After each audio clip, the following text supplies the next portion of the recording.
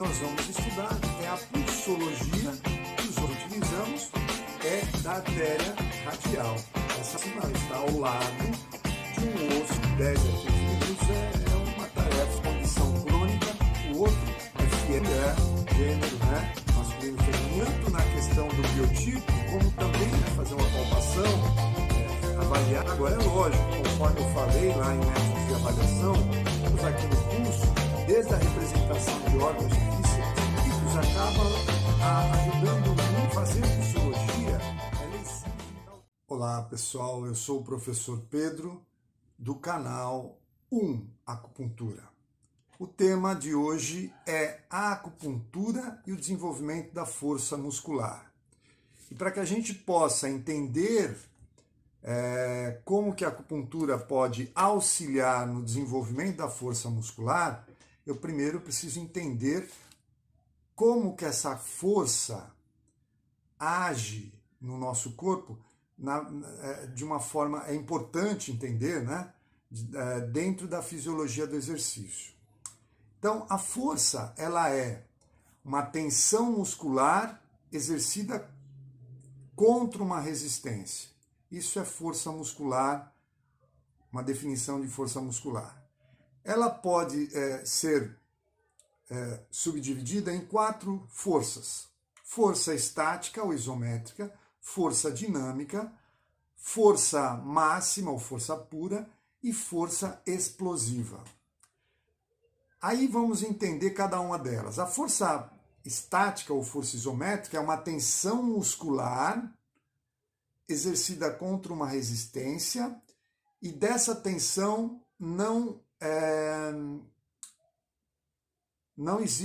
é realizado um movimento. Então não existe um movimento aí, apenas a tensão contra uma resistência. Isso é força isométrica. Força dinâmica. A força dinâmica é uma tensão muscular exercida contra uma resistência oferecida pelo próprio corpo, pelo peso do próprio corpo. Então, não há uma sobrecarga externa aqui, É o próprio corpo que vai oferecer essa resistência. É a força que mais é utilizada, a força dinâmica, para a realização da maioria dos movimentos que nós temos nas nossas tarefas diárias e na prática do esporte, de um modo geral. A força pura ou força máxima é um ponto limite de força, que é a máxima tensão que o indivíduo pode exercer contra uma resistência. Ela, às vezes, é considerada como um referencial para o desenvolvimento da força, mas é o tipo de força que, para ser desenvolvida, o indivíduo vai ter que ganhar muita massa muscular, porque há uma relação direta entre a capacidade de exercer a força, a força, com a seção transversa do músculo. Então, quanto maior o volume muscular, maior a massa muscular, quanto mais hipertrofiado esse músculo, maior a força. Há uma relação direta aí. E no caso da força máxima, sempre que a gente visar o ganho de aumentar essa força máxima, com certeza esse indivíduo está exercendo um esforço máximo, o tempo curtíssimo. Nós sabemos que aqui tem um sistema anaeróbio envolvido. Força explosiva é uma combinação de força e velocidade, força e rapidez, tanto que ela também é chamada de força rápida, força de velocidade, potência muscular. Aparece muito nos saltos, nas corridas de velocidade, tá? E aí, pessoal, cada uma dessas forças, elas têm um sistema metabólico que fornece energia, predominantemente. Para a gente resumir, a força dinâmica, o sistema é aeróbio aqui, na força dinâmica predominantemente. E as outras forças são sistemas, o sistema é anaeróbio, tá? Por que é importante isso? Porque toda vez que eu pensar em força, eu tenho que pensar qual o sistema metabólico que está fornecendo energia.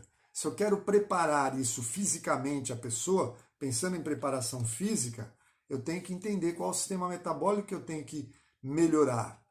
E pensando em acupuntura como sendo um tratamento em paralelo, regulando essa atividade fisiológica, eu também não posso ignorar, eu tenho que pensar também no sistema metabólico, certo?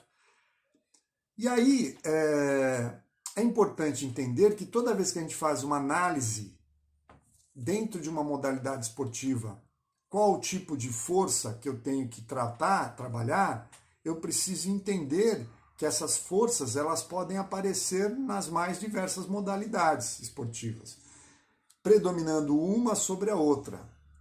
Vou usar um exemplo que eu acho que fica mais clássico aí. Usando o atletismo. O atletismo tem várias modalidades dentro do atletismo. O arremessador de peso vai precisar muito da força máxima e da força explosiva, certo?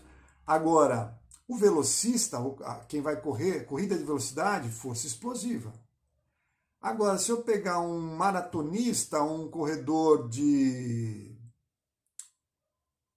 400 metros ou acima de 400 metros, tá? Vamos pensar num maratonista. Ele vai precisar da força dinâmica. Força dinâmica. Então, num jogo de basquete, quando o jogador necessita correr com velocidade, força explosiva. Quando ele necessita saltar, força explosiva. Agora, quando ele está correndo sem a necessidade de colocar ali rapidez, velocidade, uma força dinâmica, certo? Então, perceba que essas modalidades de força, esses tipos de força, podem aparecer todas elas numa mesma modalidade. Só que tem modalidades que vai predominar uma sobre a outra, tá? Então essa análise é importante para saber de que forma que eu posso estar ajudando na preparação física e na recuperação do atleta, de um modo geral, como que eu poderia estar atuando com a acupuntura. Aí se eu vou para a fisiologia Zanfu e entender como isso aconteceria na acupuntura, é importante que eu saiba, que eu conheça, que eu tenha assistido os dois vídeos, que eu falei sobre sistema aeróbio e anaeróbio, fazendo uma relação com a acupuntura. Mas aqui, resumindo, lembra que o anaeróbio, nós tínhamos que pensar em quem? Em fígado. Isso, pessoal, quando eu falo fígado, eu estou falando objetivamente. Quando eu falo sistema aeróbio, baço e pulmão, eu estou falando objetivamente. O que eu quero dizer com isso? Assim como aquele paciente que tem deficiência de Chouet, independente de ser atleta, eu sempre falo, né, nos vídeos que eu posto aí, que eu não posso tratar uma deficiência de Chouet apenas colocando pontos que vão atuar na deficiência de Chouet. Eu tenho que olhar como que está a alimentação desse paciente, eu tenho que olhar o movimento terra, se o baço está transformando direito, então eu tenho que fazer uma avaliação para poder estabelecer o protocolo. Então, quando eu falo aqui objetivamente, eu estou falando diretamente com o que a gente está discutindo, eu penso em pontos de fígado para sistema anaeróbio. Ponto final. Eu penso em pontos de baço e pulmão para o sistema aeróbio. Agora, eu falei que o ganho da força muscular é equivalente ao ganho de massa muscular. A seção transverso, volume, a hipertrofia tem uma relação direta com o ganho de força. Quem é responsável pelo ganho de massa, de força, de massa ou de carne, vamos dizer assim, na visão da fisiologia Zanfu? Baço. Então, qualquer que for a força aqui, eu vou ter que pensar em pontos de baço. É lógico que, se eu comparar uma força dinâmica com uma força máxima, quem vai precisar mais do ponto do baço aqui? Força máxima, que mais vai precisar ganho de massa muscular. Mas esse músculo, ele precisa ser nutrido, ele precisa de um sistema metabólico nutrindo ali. Então ele precisa também muito ponto de fígado. Agora, se eu pensar em força dinâmica, como que, se eu comparar um levantador de peso, né, um halterofilista, com um maratonista, qual é o biotipo de cada um deles? Como que é a configuração corporal de cada um deles? Eu vou ter muita massa muscular, porque ele precisa exercer a força máxima, ele sempre vai trabalhar no limite. E o maratonista, ele vai trabalhar mais com a força dinâmica, ele precisa de um sistema aeróbio bem trabalhado. Aqui é baço e pulmão, muito mais pulmão, né? Agora, é difícil a gente falar muito mais pulmão, porque a gente sabe que tudo vem lá do baço, né? Mas entendo a forma objetiva que eu quero dar na nossa discussão, certo? Aí, se eu conseguir entender qual o sistema metabólico e que o ponto de baço é o que vai estar por trás de todas essas forças, basta estabelecer os pontos para cada um dos sistemas e para baço. Para cada um dos sistemas, nós já vimos lá nos vídeos que falou de cada um deles. Para baço, bexiga 20, baço 3, E36, VC12, baço 15, são todos pontos importantes para tonificar o ti do baço, certo? E caberia perfeitamente nesse protocolo objetivando o ganho de força muscular, certo?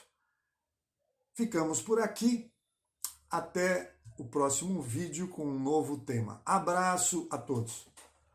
Como que eu vou perceber dessa técnica, né?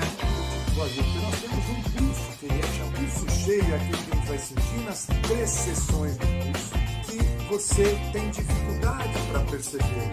Superficial, nós percebemos esse pulso, teriza pulso superficial. Nós só sentimos que síndromes que já um externo e interno, né? Um externo é superficial,